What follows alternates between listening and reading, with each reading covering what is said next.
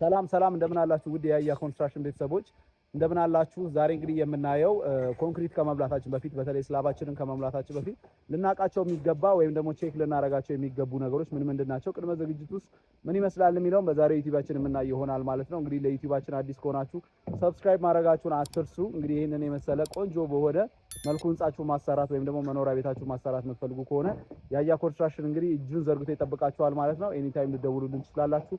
ኦንላይን ነን 24/7 በዋትስአፕ በቴሌግራም ልታገኙ ትችላላችሁ ማለት። ይሄን ቪዲዮ እስከ መጨረሻው ብታዩት በእርግጠኝነት በጣም ታተርፉበታላችሁ ብዬ አስባለሁ። አብራችሁ ቆዩ።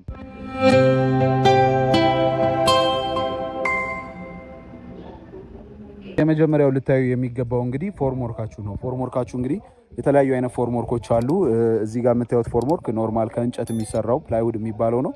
ይሄ ፎርምወርክ እንግዲህ ማክሲመም እስከ 5-6 ስላብ ሊያስሞላላችሁ ይችላል ማለት ነው። እንግዲህ ይሄንን መጠቀም የምትፈልጉም እንደ ኮንትራክተሩ ነው ብዙ ጊዜ የሚያቀርበው ይሄንን ፎርምወርክ። ሶ ይሄንን እንደ አንድ ተመራጭ ታያላችሁ። ሁለተኛው እንግዲህ ወተር ሬዚስት የሚያደርጉ ወይም ደግሞ ላሚኔትድ የተደረጉ ግሪን ፕላይውድ የሚባል አለ። ፕላስቲክ ፎርምወርክ አሉ። እነዚህ ኳሊቲያቸው በደንብ ከፍ እያለ ለረጅም ጊዜ ደጋግማችሁ እንድትጠቀሙበት የሚያደርጉ ናቸው። ሶ ይሄ ምንም ችግር የለበትም። ይሄኛውን ፕላይውድ ቆንጆ የሆነ ፕላይውድ ነው። ግን እንዳልኳችሁ ከ6 ስላብ በላይ ያን ያህል ላያሰራችሁ ይችላል። እና ይሄኛው አሁን አዲስ ነው። ይሄንን ፕላይውድ እንደምታዩት እንግዲህ ገና የመጀመሪያውን ስላብ አሁን ገና ሊሞላበት ነው ማለት ነው። እንግዲህ አሁን እንደዚህ እንደምታዩት ቆንጆ መሆኑንና ፎርምወርኩ ምንም አይነት ጥመት የሌለው ወይም ደግሞ በጣም ረጅም ጊዜ ተደጋግሞ ያልተሰራ መሆኑን ቼክ ማድረግ ይገባል ማለት ነው። እንዳልኳችሁ የስላባችሁን አውትከም ወይም ደግሞ መጨረሻ ላይ ስላባችሁ ከተፈታ በኋላ ውበቱን የምታዩት ቆንጆ የሆነ ስላብ ለማግኘት የምትፈልጉ ከሆነ ፎርምወርካችሁ እንደዚህ ቆንጆ መሆን አለበት ማለት ነውና እያንዳንዷን የፎርምወርኩን ዳይሜንሽን ቼክ ማድረግ ይኖርባችኋል። አሁን እዚህ ጋር በምናይበት ሰዓት ላይ የዚህ የመሃሉ ክፍተት 20 ሳንቲም ነው።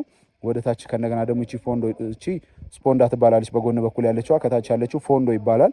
ይሄ ፎንዶ የተቀመጠበት አለ፣ የዚህኛው አለ። ውስጥ ለውስጥ ያለችዋ 20 ሳንቲም ነች ማለት ነው። ሶ ይሄንን በምታዩበት ሰዓት ላይ ብረቱ አሁን በ35 ነው የታጠፈው። ይሄኛውን ስታፋ እንለዋለን። ስታፋ እንግዲህ ብረቱን በደንብ የሚይዝልን እሱ ነው ማለት ነው። እያንዳንዱን ብረቶች እንትን እንዳይሉ እንዳይንቀሳቀሱ ወይም ደግሞ አላይመንታቸውን እንዳይስቱ የሚያደርግልን እንግዲህ ዋናው ስታፋ ነው ማለት ነው። እንግዲህ ስታፋችንን የዳይሜንሽን የምናይ ይሆናል ማለት ነው። ሶ ይሄኛው መቶ ወደ ውስጥ ሲገባ 40 ሳንቲም ነው ሙሌታችን የሚሆነው። ሶ የስፖንዳችን በጎን በኩል የምታዩት 22 ሳንቲም ነች። 22 ሳንቲም ሲደመር ደግሞ 18 ሳንቲም ደግሞ ከዚህ ከስላባችን ከፍ ብለን ነው ስላባችን የምንሞላው። ዲዛይን ላይ የሚያሳየው 18 ሳንቲም ስለሆነ አጠቃላይ 40 ሳንቲም ይሆናል ማለት ነው። ሶ ቢማችሁ ሙሌቱ ስንት ነው ብትባሉ 40 ሳንቲም ነው ሙሌታችሁ የሚሆነው ማለት ነው። ሶ እያንዳንዷ ዳይሜንሽን በድሮይንጉ መሰረት ነው ወይ የተሰራችው የሚለውን ሜትር ይዛችሁ እያንዳንዷን ቼክ ማድረግ ይኖርባችኋል ማለት ነው። ሶ አላይመንት የሳተ ወይም ደግሞ ክፍተቶች እንደዚህ አይነት ቦታዎች ላይ ክፍተት፣ አላይመንት ችግር፣ ፔንሲ ካልገባለት አሁን እዚህ ጋር በምታዩበት ሰዓት ላይ እቺ ፔንሲ ነች። መሀል ላይ እንደ ኮንክሪቱ ፖር ሲደረግ እንዳያፈስ በመሀል ፔንሲ ይገባለታል ማለት ነው። ሶ አንዱ ፕላይውድ ከአንደኛው ጋር ዳይሜንሽን ላይ ካልመጣ እቺ መሀል ላይ ትገባለች። እያንዳንዱ ሚስማራቸው በቆንጆ መልኩ መመታቱን ቼክ ማድረግ ይገባል። እንዲሁም ደግሞ እንዳልኳችሁ ፕላይውዳችሁ በዲዛይን መሰረት ነው የተሰራው የሚለውን በደንብ ማየት ይኖርባችኋል ማለት ነው። ያለበለዚያ ቼክ ሳይደረግ ከተሰራ በኋላ ላይ ስላባችሁ ከተፈታ በኋላ ለብሎኬት ማስቀመጥ በጣም ትቸገራላችሁ። አላይመንቱ ልክ ካልሆነ ስኳድራውን ያልጠበቀ ቤት ከሆነ በምታስቀምጡበት ሰዓት ላይ ብሎኬት ላይ በጣም ትቸገራላችሁ። ወይ ወደ ቁርቋሮ ልትገቡ ትችላላችሁ፣ ወይ ደግሞ ድጋሚ ሪፊል አድርጉ ሊላችሁ ይችላል ማለት ነው። ሶ ይሄንን ነገር በደንብ ቼክ ማድረግ ይገባችኋል። እንግዲህ ሬንፎርስመንት ነው የምናየው። ሬንፎርስመንት አሁን ሳይቱ ላይ ያለበት እንደዚህ እንደምታዩት ገና ቢም አልወረደም ነው የሚባለው። ኦልሬዲ ቢሙ እዚህ ላይ ተሰርቶ እዚህ ጋር እንደምታዩት ወንድማችን እንደሚሰራው ስታፋ እያሰረ ነው የሚገኘው ማለት ነው። በዚህ መልኩ በሽቦ እየተደረጉ በደንብ ይታሰራሉ ማለት ነው።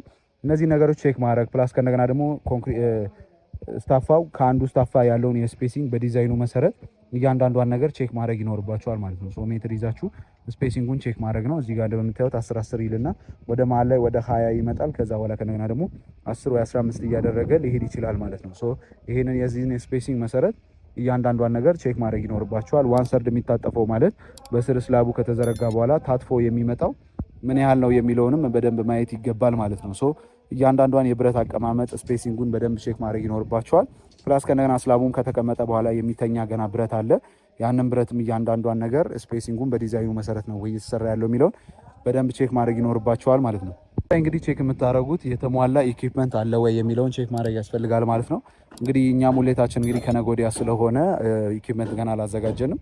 ግን ከኢኩዊፕመንት ሜንሊ የሚያስፈልጋቸው አሁን ይሄ ኤሪያው ኦልሞስት ወደ 80 ካሬ ላይ ያረፈ ቤት ነው። ሶ ያን ያህል እንደዚህ ትልልቅ የሆኑ ኢኩዊፕመንቶች ሊያስፈልጓችሁ ይችላሉ ማለት ነው። ግን እንደ ቤዚክ የሚባሉት እንደ ሚክሰር ያስፈልጋቸዋል።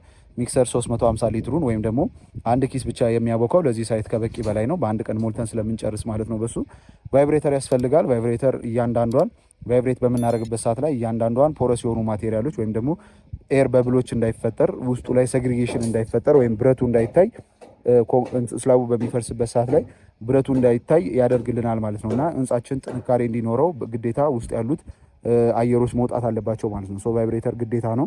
ሶ ሚክሰር ቫይብሬተር ግድ ያስፈልጋቸዋል። ሚክሰር ቫይብሬተር ያስፈልጋቸዋል ማለት ነው ይህንን ሳይት ኢኩዊፕመንት ለመስራት።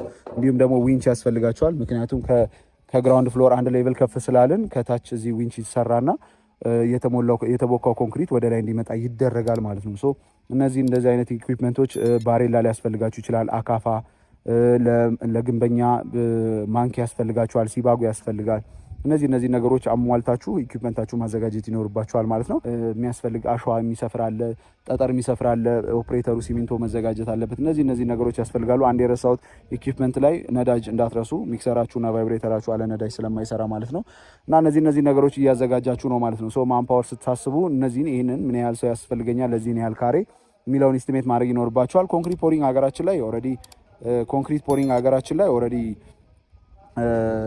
በኮንትራት መስጠት ትችላላችሁ። ኮንክሪት ብቻ ስፔሲፊካሊ የሚሰሩ ሙያተኞች ስላሉ ከነሱ ጋር መስራት ትችላላችሁ ማለት ነው።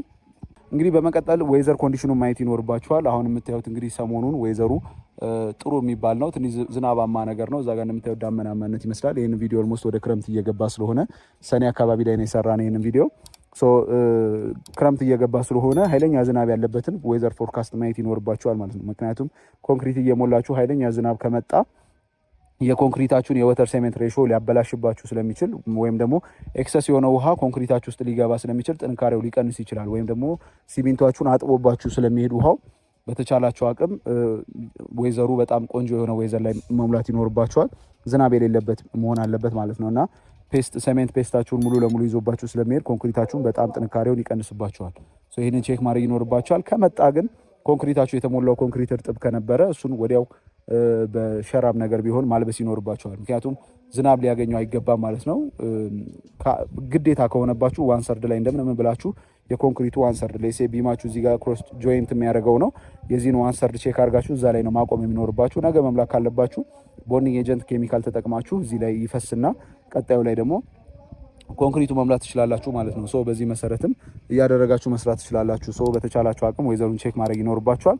በመቀጠል ሴፍቲ ነው። ሴፍቲ በጣም ወሳኝነት ነው። ሰራተኛ በሚሰራበት ሰዓት ላይ ሴፍቲያቸውን መልበሳቸውን ቼክ ማድረግ ይኖርባችኋል። ሴፍቲያቸውን ቼክ አድርጋችሁ ያሉትን ነገሮች በደንብ ማሟላት አለባችሁ። ምክንያቱም ሪስኩ ወደ እናንተ መምጣት የለበትም እና ሴፍቲ ላይ በጣም ሲሪየስ መሆን ይኖርባችኋል ማለት ነው። እያንዳንዱ ሰራተኛ ሄልሜት፣ ሴፍቲ ቬስት፣ ሴፍቲ ሹዝ ማድረግ አለበት። ነሰሰሪ የሚባሉ የሴፍቲ እቃዎችን መልበስ ይኖርባቸዋል። እንዲሁም ደግሞ ሀዛርደስ የሚባሉ ኤሪያዎችን ግዴታ መሸፈን አለባቸው። አሁን ኤሪያ ገና አሁን ከፈርስት ፍሎር ስለሆነ ነው ኦልሬዲ ያለ ነው። ኦልሞስት ቆርቆሮ ላይ ነው። ግን አንድ ስቴፕ ከፍ ስንል ግን ይሄ ቦታ ኦልሬዲ ዴንጀር ነው የሚሆነው ለኛና ዙሪያውን መታሰር አለበት። ሴፍቲ ኔት ያስፈልጋል። አሁን ይሄን ባውንደሪው እንደምታዩት ይሄኛውን አንድ ስላብ ከሞላን በኋላ አንድ ከፍ ስንል እዚህ ጋር ግዴታ ሴፍቲ ኔት ያስፈልጋል። ምክንያቱም ሄደን ገጭተን እየሰራን ያለ ነው በሰዎቹ በኩል ስለሆነ ባውንደሪያቸውን እየነካንባቸው ነው። እዚህ ጋርም ቆርቆሮ ነው ያለው የሰው ቤት ነው። ይሄም ባውንደሪያቸው ላይ ነው ያለ ነውና በደንብ እሱንም ታሳቢ ማድረግና ሴፍቲ ኔት መዘርጋት ያስፈልጋል ማለት ነው። ምንም አይነት ኦብጀክት ወርቆ ሰዎች ላይ ጉዳትና አደጋ ማድረስ ስለሌለበት ሴፍቲ ላይ በጣም ሲሪየስ መሆን ይኖርባቸዋል። ኮንክሪትን በሚሞላበት ሰዓት ላይ ጠጠሩ እየተንጠባጠበ ወይም ኮንክሪቱ እየተንጠባጠበ የሰው ቆርቆሮ ሊያበላሽባችሁ፣ ስራችሁን ሊያስቆምባችሁ ይችላል። የሰው ላይ አደጋ ሊያደርስ ይችላል። ፕላስ ከእንደገና ደግሞ ሙሉ ለሙሉ የቤቱን ቆርቆሮ ሊያበላሽ ይችላል። ወርቆ ደግሞ የሆነ ነገር ቢወርቅ ሰው ቤት ውስጥ ገብቶ ሌላ የሰው ልጅ ላይ ደግሞ አደጋ ሊያደርስ ስለሚችል ሴፍቲ ላይ በጣም ልትጠነቀቁ ይገባል ማለት ነው። እንግዲህ ይህንን ይመስላል ማለት ነው። ምንጊዜም ከዚህ የበለጠ ብዙ ኮሜንቶች ይኖራሉ ማዘጋጀት ያለባችሁ። እነዚህ ግን ሜን የሚባሉት ነገሮች ናቸው። በተቻላችሁ አቅም ህንጻችሁን በምታሰሩበት ሰዓት ላይ እነዚህ ነገሮች ቼክ ሳታደርጉ ወደ ኮንክሪት ሙሌት ባትሄዱ የተሻለ ነው ብዬ አስባለሁ። የቀረ በጣም በእርግጠኝነት ብዙ ይኖራል። ኮሜንት ሴክሽን ላይ የቀሩትን ኮሜንቶች ላይ ብታስቀምጡልኝ በጣም ደስ ይለኛል። ለነበረን ቆይታ ከልብ አድርጌ አመሰግናለሁ። ከኛ ጋር አብራችሁ መስራት እንደምትፈልጉ ከሆነ እንደተለመደው እኛ ጋር መደወል ትችላላችሁ ማለት ነው። ኤኒታይም አቬይለብል ነን። ለነበረን ቆይታ ከልብ አድርጌ አሁንም አመሰግናለሁ። መልካም